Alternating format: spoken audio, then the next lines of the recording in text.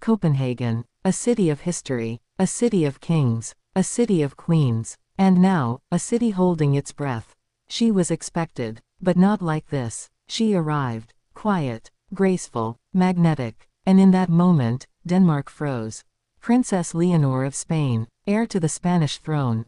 A young woman stepping into the center of Europe's royal stage. But her arrival in Copenhagen did something no one saw coming. It stunned Queen Margrethe II. And it unsettled Denmark itself. Why? Because this was not just a visit. It was a statement. A statement dressed in elegance, discipline, and something much deeper, destiny.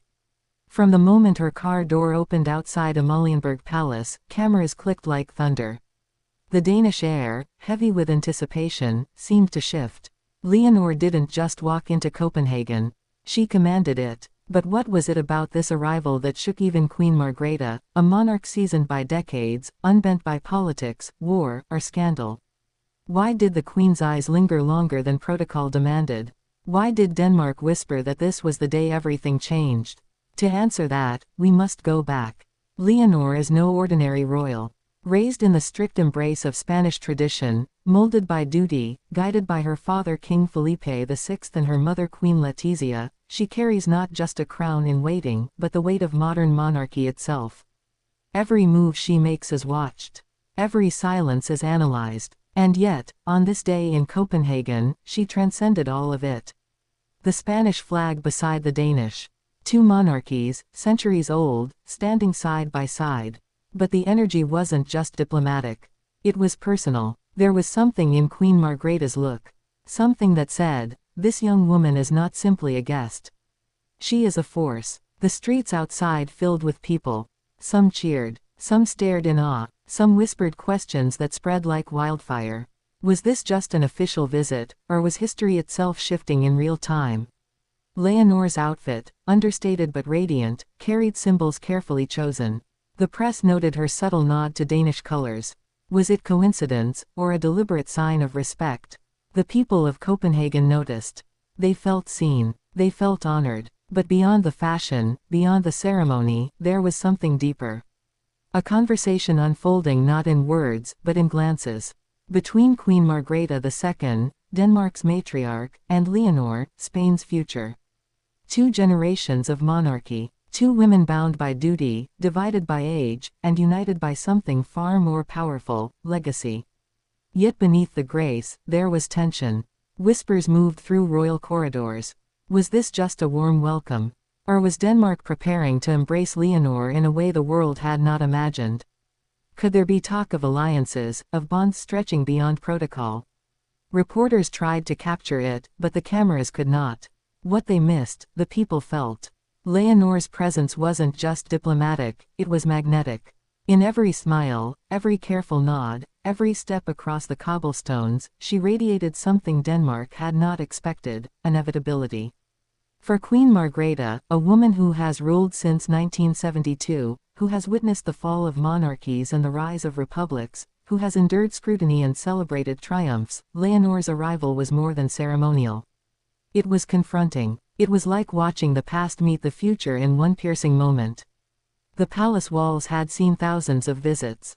Yet this one carried whispers of destiny. Inside Amalienborg, as doors closed and private conversations began, curiosity deepened.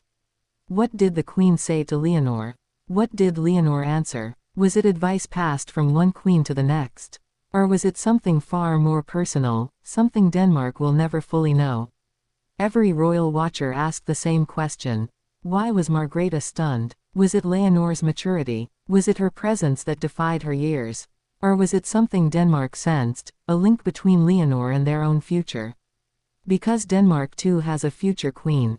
Crown Princess Mary, a woman admired, beloved, prepared to inherit. Yet in Leonor, some saw not rivalry, but reflection. 2 women of different nations, both destined to rule, both embodying the survival of monarchy in a modern world. The Danes whispered, could Leonor become to Europe what Mary is to Denmark? Could she bridge nations not just with politics, but with her very being? And still, the questions multiplied.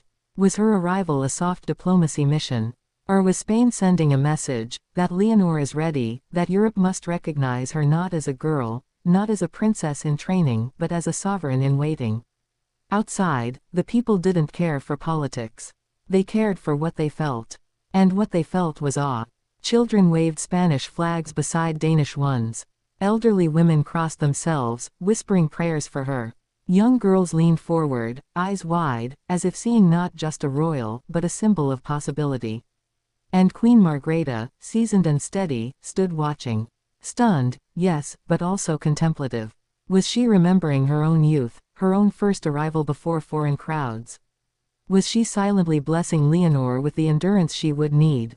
Or was she realizing that, in Leonor, monarchy itself had found a torchbearer? The press wrote headlines of beauty, elegance, and diplomacy. But behind those words lay something greater. This was not just a visit. This was a glimpse into the shifting heart of Europe. For 39 minutes, Leonor's presence in Copenhagen unfolded like a story told in chapters.